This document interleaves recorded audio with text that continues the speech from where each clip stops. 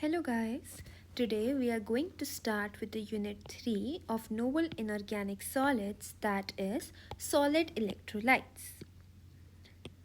The solids with high ionic conductivity are conventionally known as solid electrolytes. ऐसे solids जिनकी ionic conductivity high होती है. Please don't confuse the ionic conductivity with electrical conductivity. I will clear this in the upcoming slides.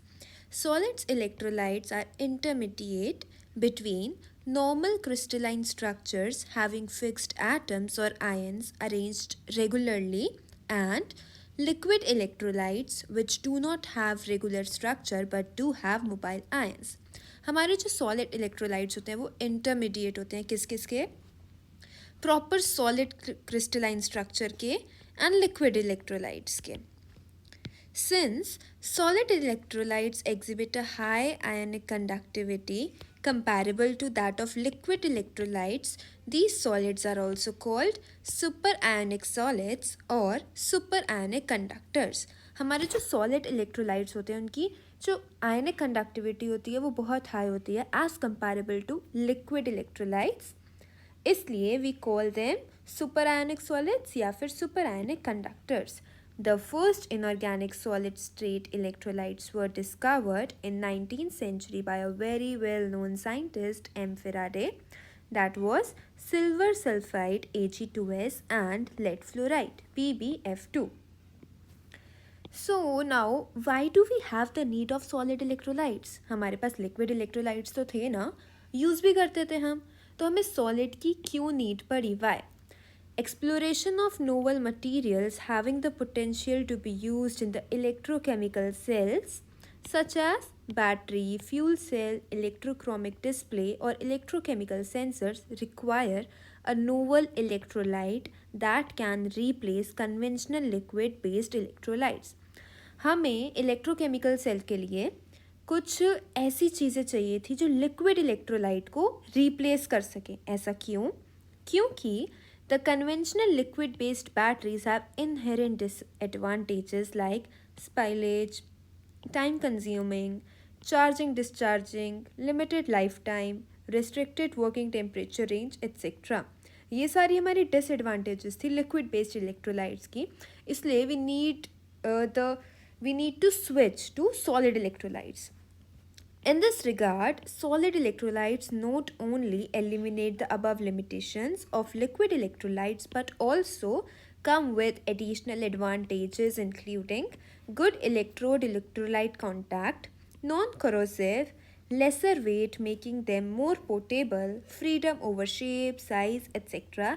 ये सारी कुछ advantages थी solid electrolytes की और जो limitations हमारी liquid electrolytes में थी वो इसमें नहीं थी. That's why we switch from liquid to solid electrolytes. Now ionic conductivity in solid electrolytes कि हमारा solid electrolytes में conductivity कैसे produce होती है. A solid compound, पहले हम थोड़ा general देखते हैं कि किसी भी चीज़ में किसी भी solid में ionic conductivity कैसे produce होती है. In a solid compound in which ions migrate through vacancies or empty spaces within the crystal lattice which leads to ionic conductivity. किसी भी solid compound में ionic conductivity कैसे produce होती है? जब उसके जो ions हैं वो migrate करते हैं vacancies में, empty spaces में, वो चलते हैं जब पूरे रैंडमली मूव करते हैं किसी सॉलिड में, इसकी वजह से किसी भी क्रिस्टल लैटिस में आयनिक कंडक्टिविटी प्रोड्यूस होती है. Now, in solid electrolytes, one of the welcoming feature is that the number of available sites relative to number of charge carriers is large. हमारे जो solid electrolytes होते हैं उसमें sites हमारी ज़्यादा होती हैं available और जो चार्ज कैरियर्स होते हैं वो थोड़े लेस होते हैं जिसकी वजह से वो फ्रीली मूव कर पाते हैं और जितना ज़्यादा मोबाइल होते हैं आयंस उतनी ही हमारी आयनिक कंडक्टिविटी भी हाई होती है. Materials with high ionic conductivity either ion और कैटायन बट नॉट बोथ. हमारे जो मटीरियल होते हैं जिनकी आयनिक कंडक्टिविटी हाई होती है मीन्स हमारे सॉलिड इलेक्ट्रोलाइट्स उसमें या तो एनायन का मूवमेंट होता है या फिर कैटायन का मूवमेंट होता है. दोनों का एक साथ मूव होना बहुत ही कम चांसेस होते हैं. That's why if you remember, मैंने आपको जब इंट्रोडक्शन दे रही थी सॉलिड इलेक्ट्रोलाइट्स का, there I told you ionic conductivity को बिल्कुल भी इलेक्ट्रॉनिक कंडक्टिविटी से मीन्स कंफ्यूज ना करें। इसमें क्योंकि या तो एनायन का मूवमेंट होता है या कैटायन का, दोनों का मूवमेंट बहुत कम होता है, that's why they have negligible electronic conductivity, but because ions तो मूव कर रहे हैं ना, इसलिए they have high ionic conductivity, whether anion का मूवमेंट हो या फिर कैटायन का मूवमेंट हो। A vacancy, as we know, हम बोलते हैं जॉब्स में भी वैकेंसी है मीन्स एक्स्ट्रा स्पेस है। अ vacancy is a missing particle and when it is moving through the lattice, the vacancy follows a random path through the solid, causing a particle to be displaced over a lattice distance.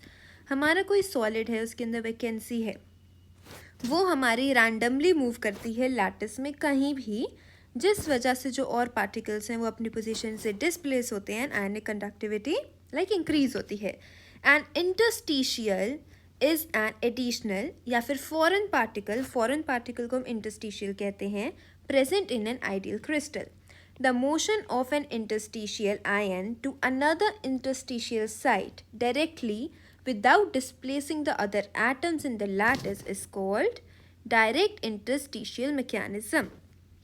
अब हमारा जो एक foreign particle है वो अपनी place से दूसरे किसी फॉरेन पार्टिकल को या किसी भी पार्टिकल को, किसी एटम को सॉलिड के रिप्लेस करता है directly without my means interfering other particles. Let me explain you it in a better way. हमारा एक सॉलिड है, उसमें ये एक इंटरस्टिशियल पार्टिकल है और यहाँ पे हमारे और एटम्स प्रेजेंट है सॉलिड के। When this interstitial particle comes to this another interstitial और से foreign particle and replace it, displace it, ये इसकी जगह पे आ जाता है, फिर ये कहीं और चला जाता है, इसको हम, और without interfering with ये जो और सॉलिड के पार्टिकल्स हैं, इनको ये कोई नुकसान नहीं पहुंचाता, इनको डिस्प्लेस नहीं करता, कुछ भी डिस्टर्बेंस क्रिएट नहीं करता, इसको हम इसलिए कहते हैं direct interstitial mechanism. And now an interstitial ion can also move by pushing a regular neighbor aside. अब ये जो हमारा इंटरस्टिशियल है ये ऐसे भी तो कर सकता है ना कि हमारे जो साइड में और सॉलिड के पार्टिकल्स है उनको डिस्टर्ब करे, उनको पुश करे, उनकी जगह पे आ जाए, फिर ये बेचारा पार्टिकल यहाँ से उठ के इसको किसी और को पुश करना पड़े, उसकी जगह पे आ जाए, फिर ये उठ के किसी और को पुश करे, उसकी जगह पे आ जाए। इसलिए let me repeat this line, an interstitial ion can also move by pushing a regular neighbor aside and later becoming interstitial. यही चीज़ मैंने बताई, एक हमारा फॉरेन पार्टिकल दूसरे किसी सॉलिड के एटम को पुश करता है, उसकी जगह पे आ जाता है, फिर ये बेचारा एटम किसी और को पुश करता है, उसकी जगह पे आ जाता है, ये चेन बनती जाती है कि एक के बाद एक इंटरस्टिशियल एटम बनते जा रहे हैं। When the trajectory of interstitial passes through the lattice, यही चीज़, it simultaneously hit the atomic site and an atom is displayed effectively over a lattice distance. This mechanism is called indirect interstitial mechanism. Direct में क्या था, without pushing, without disturbing the atoms of the solid, हमारा जो foreign particle है वो move कर रहा है सॉलिड लैटिस में। एंड इनडायरेक्ट में क्या हो रहा है, जो हमारा जो फॉरेन पार्टिकल है वो हमारे सॉलिड लैटिस के पार्टिकल्स को डिस्टर्ब करके, पुश करके, उनकी जगह पे आके और उनको आगे मूव करा के इनडायरेक्ट वे में अपनी जगह बना रहा है। So these were the two mechanisms, direct and indirect.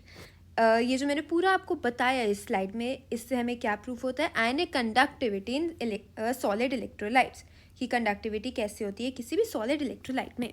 Now we come to the classification. Solid electrolytes are classified in two parts. First one is based on structure. Second is based on mobile species. Based on structure में भी ये दो types में हमारा divided है. First one is framework crystalline material and second one is high disordered material. Now हमारा जो framework crystalline material है that is also divided into two parts. First one is soft framework and the second one is hard framework. अभी हम इसको अच्छे से पढ़ेंगे इन सारी क्लासिफिकेशंस को इन डीप। नेक्स्ट हमारा मोबाइल स्पीसीज है that is divided into anionic electrolytes and cationic electrolytes. So now we will study them one by one. Based on structure हमारी जो classification थी, that was framework crystalline material consist of an almost rigid crystalline skeleton and mobile ions. ये rigid होता है but इसमें mobile ions भी होते हैं. These rigid materials have planes or canals through which ions can move are called framework electrolyte. ये एक rigid material होते हैं जिनके अंदर mobile ions होते हैं which can move.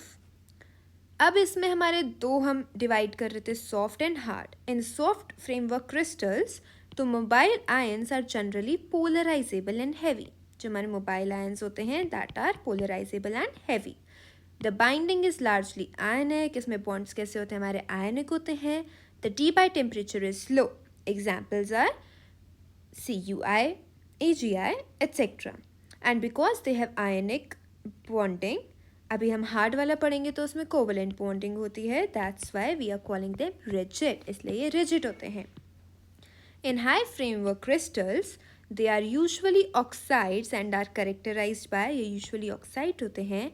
They have covalent bond, passes high frequency for local vibrations, high D by temperature, low polarizability of the mobile ions.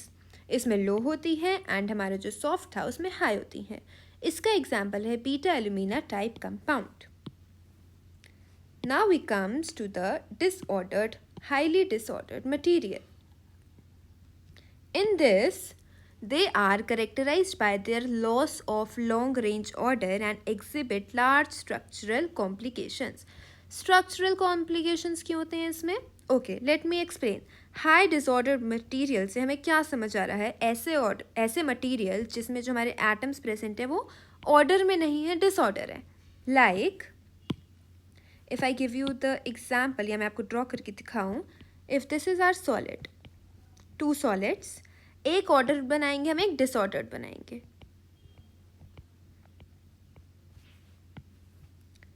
This one is our ordered material. किसी order में हमने इसमें arrange किए हुए हैं atoms. If we go for disordered, इसमें atoms हमारे disordered हैं. So this is highly disordered material. This is ordered and this is disordered. I hope थोड़ा बहुत आपको क्लियर हुआ होगा कि डिसऑर्डर्ड मटेरियल हमारे होते क्या हैं. इसमें हमारे दो टाइप्स होते हैं, glassy electrolytes and polymeric solid electrolytes. In glassy electrolytes these material are either amorphous या फिर crystalline depending on temperature and composition. The amorphous material में show a glass transition. Conductivity is rather high at modest temperature, specifically for amorphous materials. In polymeric, they offer technological advantages because of the cross-linking of the polymer. We know polymers क्या होते हैं? Chains होती हैं हमारी. Like polythene is also polymer. उसमें भी chain होती है इथीन की, which results in high mechanical properties. Now we have come to the classification which is based on mobile species. इसमें हमने पढ़ा था केटायनिक इलेक्ट्रोलाइट्स होते हैं एंड एनायनिक इलेक्ट्रोलाइट्स होते हैं. Cationic is this, anionic is this. They often have a low temperature form in which the cations are ordered on the subset of side in the structure. जब temperature low होता है तब हमारे जो cations हैं वो ऑर्डर्ड वे में एक सॉलिड में अरेंज्ड होते हैं. But at high temperatures, the cations become disordered over the sides. High temperature पे डिसऑर्डर हो जाते हैं केटायन एंड जिसकी वजह से उनकी मोबिलिटी इंक्रीज होती है, जिसकी वजह से हमारी आयनिक कंडक्टिविटी भी इंक्रीज होती है. Example lithium ion conductors, silver ion conductors, etc. In anionic electrolytes, anion mobility can occur at high temperature due to the presence of ion vacancies. Ion transport in these solids occur by an interstitial mechanism. हमने अभी पीछे दो interstitial mechanism पढ़े थे, direct and indirect. Hence, the solid structures that have huge conductivities as they offer a pathway for the movement of ions. Examples क्या होते हैं solid anionic electrolytes के? Fluoride ion conductors, oxide ion conductors, etc. Now we have come to the applications of solid electrolytes. Firstly, they are used in solid state electrolytes.